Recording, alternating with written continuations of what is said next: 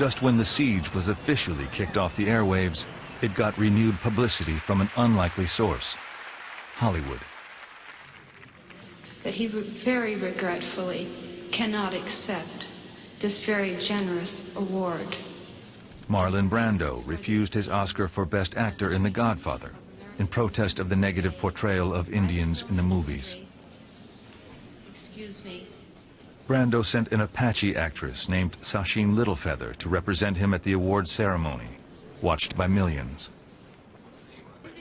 Later, backstage, she explained Brando's absence. I have indicated in this statement that Marlon Brando was on his way to Wounded Knee. At that time, you'll have to take me for his word. Brando never made it to Wounded Knee. But a poll taken 4 days after the Oscars showed his sympathies were widely shared. Most Americans sided with the protesters. Within a week, the two sides reached a deal. The siege of Wounded Knee, South Dakota, ended today. Representatives of the Indians and U.S. Interior Department officials formally signed the pact this afternoon inside the embattled village. Government officials promised to investigate corruption on Pine Ridge and to immediately convene a White House meeting and congressional hearings on treaty rights. For their part, the protesters agreed to lay down their arms.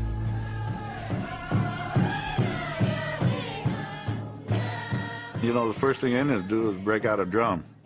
You know, so they started banging the drum and singing victory songs, and everybody was hooping and cheering, and that was a time when we really thought we won. And not only that, we thought that we had survived. I talked to Chief Foolscrow, an elder and a full-blood. I offered him a ride on my helicopter if he could get this young Indian lad to let me ride his pony. He thought it was a wonderful gesture, and I did the same as I galloped off on that pony bareback. Chief Badcobb, Medicine Man Leonard Crow Dog, and Russell Means rushed to Washington for a meeting at the White House. But the deal quickly collapsed over the critical detail of what was to happen first: the White House meeting, or the disarming of the protesters. The White House will not negotiate while guns are pointed at federal officials in Wounded Knee. That is our position.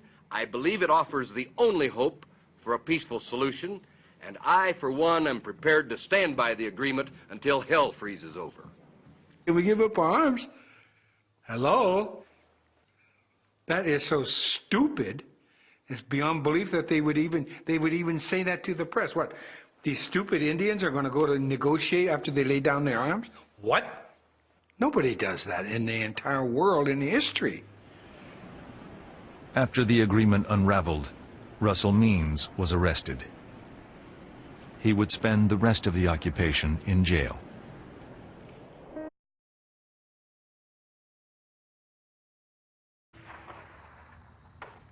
On April 26th, Wounded Knee sustained the heaviest barrage of gunfire since the start of the siege. When the shooting subsided, Buddy Lamont, a 31-year-old Oglala from Pine Ridge, came out to investigate.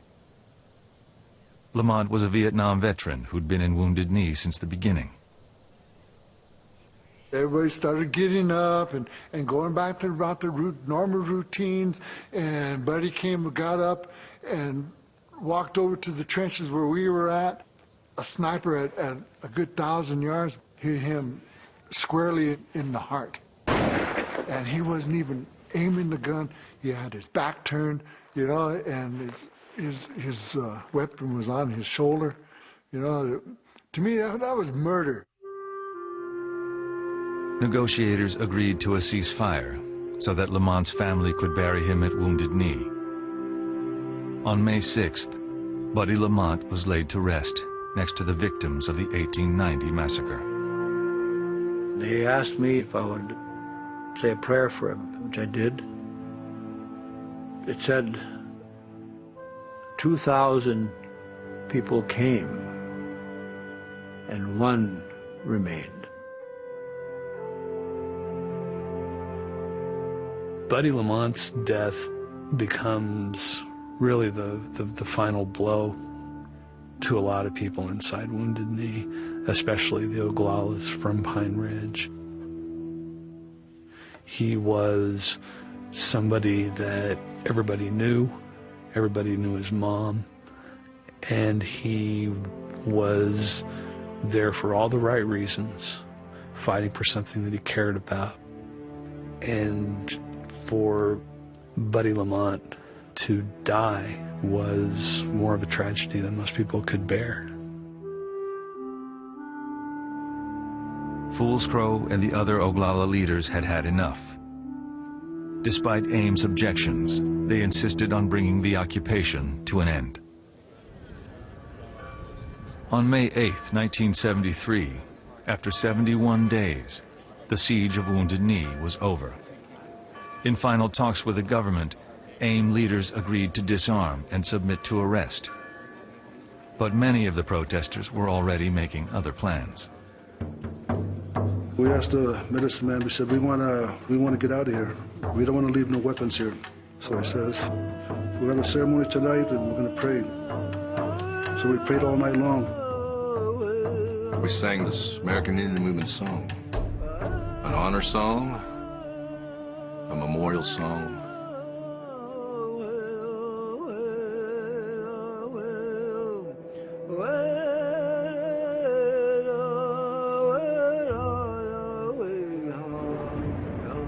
So it started getting cloudy. The night evening started raining, wind, rain, so they couldn't shoot the flares. Lots of people walked out. The spirits had a lot to do with it. The one that brought us out was an owl. And every time he'd hoot in a direction, and then we'd go that way. And they did it right under the marshals' noses.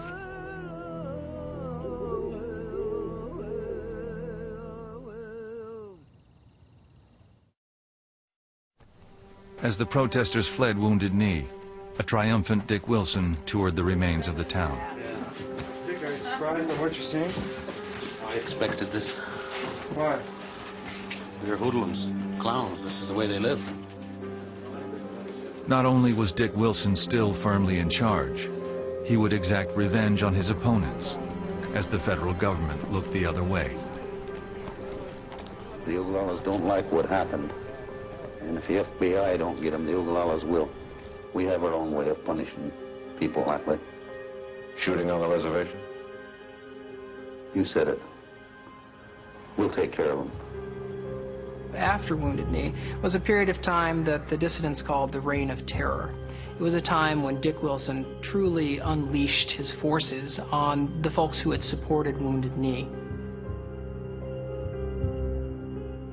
In the 3 years following the siege, 2 FBI agents and more than 60 AIM supporters were killed, giving Pine Ridge the highest per capita murder rate in the country. As the reservation